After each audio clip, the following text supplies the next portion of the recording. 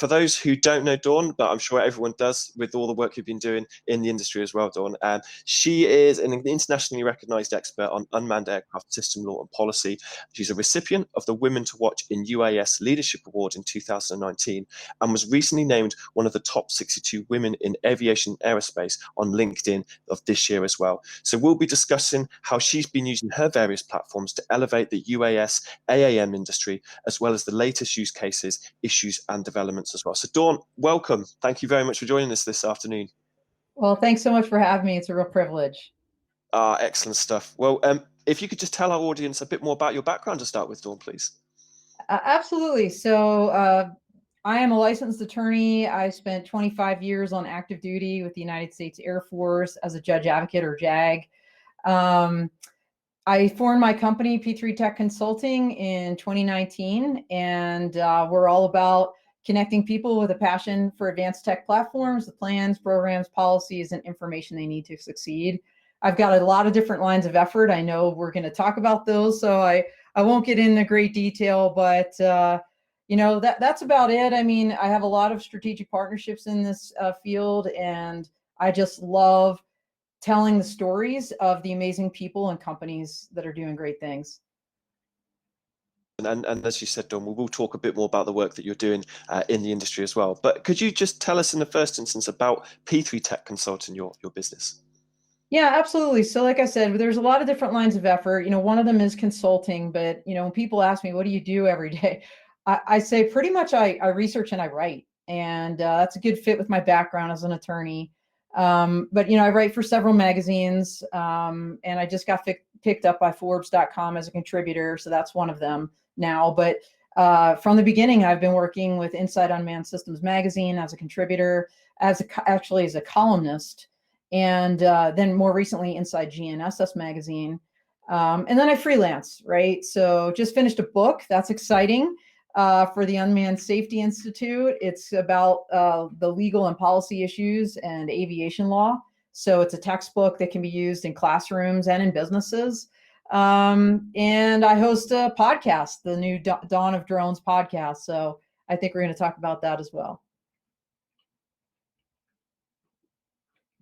Forgetting to leave my microphone off as well, but no, yeah, absolutely, Dawn. What leads us onto our next question, really, and that's the new podcast dedicated to the unmanned aerial systems and the AAM community, the Dawn of Drones. Can you tell our audience, if they might not have already heard of it, a bit more details, please?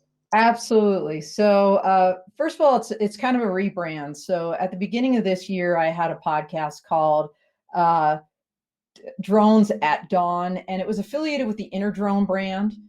For those that are kind of in this field, you may be aware they canceled their conference. And so I transitioned the podcast, and now it's actually mine. It's my IP. I partnered with dronelife.com as our platform. And my producer is the amazing Mike Pahel. He was formerly of InterDrone. He's moved on as well. And he's still working with me. So, the name Dawn of Drones can be a little bit misleading because we talk about all advanced aviation and really all different technology in the ecosystem. So I just want to put that out there. It's every Wednesday at 11 a.m. Eastern and 9 a.m. Mountain. So you just go on dronelife.com. She has a Dawn of Drones tab there, and she'll post up the articles. But if you click on the article, the YouTube link will be right there. And it's also up on my YouTube channel as well. So having a great time. Really appreciate that, Dawn, and I'm sure if anyone hasn't already listened to some of your episodes, they should recommend to do so as well, and we'll share more about how they can access those in the near future as well. I just wanted to ask a bit more about some of the other initiatives that you've launched this year. Yeah, so there's a whole bunch because, like I said, I wear a few different hats. One of them I failed to mention is I'm the CEO and president of UAS Colorado. That is the state's only business league for the unmanned aircraft ecosystem. And so launched a couple things with them, meetups and mashups, which are, some of them are in person, some of them are online, but it's, kind of training and networking events like what you do, Jason, of course, not on this scale. Launched a Drone Law Connections Clubhouse drop-in audio chat room and club.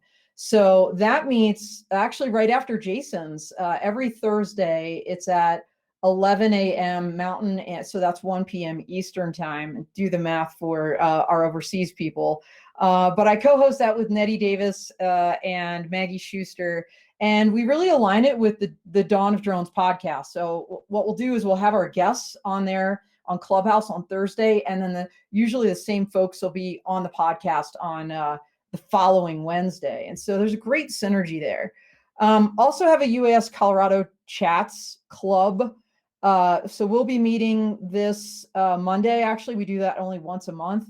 And we're going to have the Advanced Mobility Collective on there this Monday at noon Mountain, 2 p.m. Eastern. So if you're on Clubhouse, follow me, and then I can get you in these rooms. I can ping you once we start up the room. Let's see what else. Lots of different things. Oh, this is big. The Woman to Watch, Women in Drones. So I think most of you know that I'm a huge advocate for diversity, equity, inclusion in the industry, and I am affiliated with Women in Drones. I'm proud to say that I am not only just an award recipient, but paying it forward as the ambassador for the Women to Watch Global Awards program. This is our 5th anniversary year, and we had historically been tied to the Interdrone program. Well, when that went away, we had to figure out, boy, this is our big year. What are we doing? So I'm not going to reveal it now, but stay tuned Monday. Follow me on LinkedIn. Huge announcements about the new venue. It's going to be absolutely spectacular. And to use Emerald Lagasse's saying, we've kicked it up a notch. And we also just put out, actually not just put out, it's been out for a couple weeks, a diversity, equity, inclusion survey for the industry. That was supposed to close out today, but kindly the Vertical Flight Society has just pushed it out this morning and asked us to extend the deadline. So we are extending that deadline to September 17th. If you haven't taken that survey, please do. And by the way, we're not extending it because of lack of response. As of this week, we have well over 900 responses, like legitimate 15 minutes of time responses, and they are spectacular. So we are really proud of that. And the goal there is to do a white paper, really analyze this, because clearly there's a need for information, for programs and things of this nature, including, for retention and recruiting and things of this nature. So those are just a number of things. Can you provide the URL to take the DEI survey? Let's see. I know, Jason, you pushed it out on eVTOL Insights already. I might be able to find it, Yolanka. If not, go to the Women in Drones. I think it's on the Women in Drones webpage, right, Jason? If I recall correctly. And thank you for your question, Yolanka, and great to have you with us as well. I'm actually just going to go onto our website as well and see if I can get the link itself. So just as Dawn said as well, it's just a really important issue as well. Diversity, equality in not just this industry, but every industry is so important as well. And Dawn, you're a great advocate for all the work that you're doing, as well as Sharon at Women's in Drones as well. So very important. What I can do is I will put the link to the survey in the chat for everyone to access as well. And we'll put that in there as well. So yeah, brilliant. Thank you for that question. Yes, thank you very much. No worries. I mean, just wanted to talk a bit more about the advanced air mobility in the eVTOL sector as well, Dawn, as which you do a lot of really good work in that as well. Halfway through the year already, as staggering to believe that as well. But what are the 3 most exciting things that you've seen this year in this particular industry? Yeah, so let's see. I think we were talking about this at our table. We're seeing tons of money getting infused into this industry. And I think that's a good and healthy sign that things are going to move forward.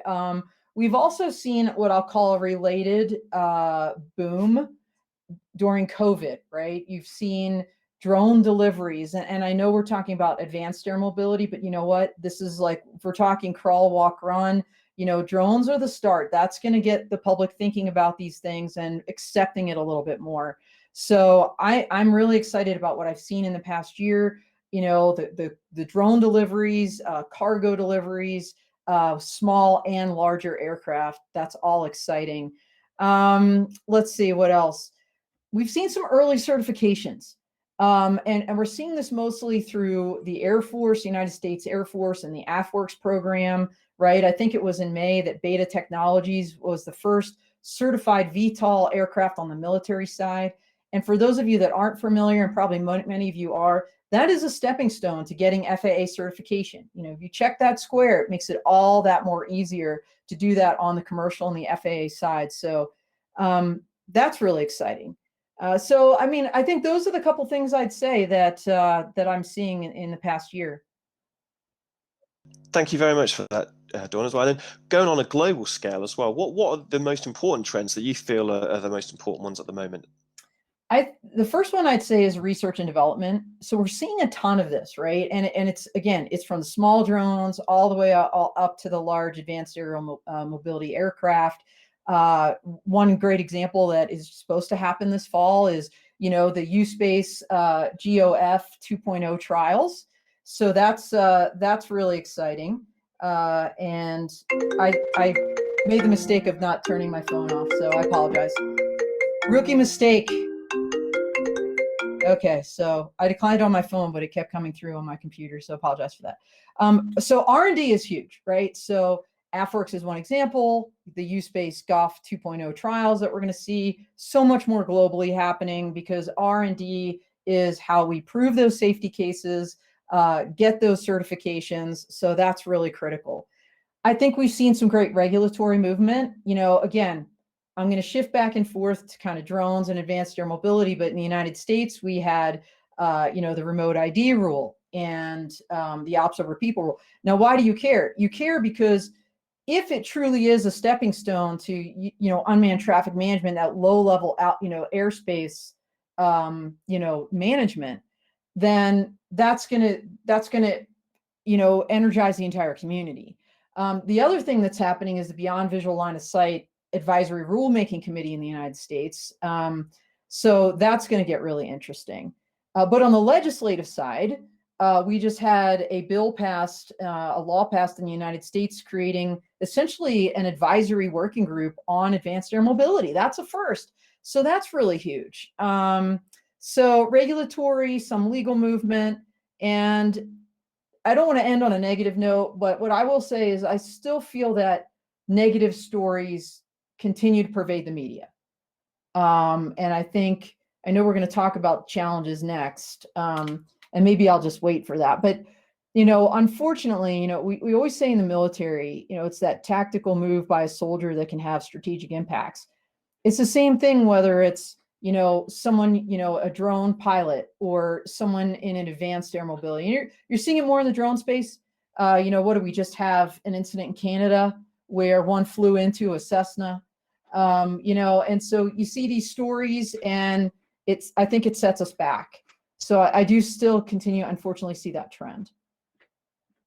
Thank you very much for that, Dawn, as well. And you just mentioned onto the challenges as well. I am conscious we've got a little bit of time, just running a little bit out of time before our next presentation with Philip as well. But yeah, absolutely, we'd love to hear the challenges that you feel that we need to be working on, for example, to make this the reality that we want it to be. Super quick, public acceptance. We all know this. Yolanka's here, Cami, that's her bailiwick. Regulations and standards, we need to move them forward.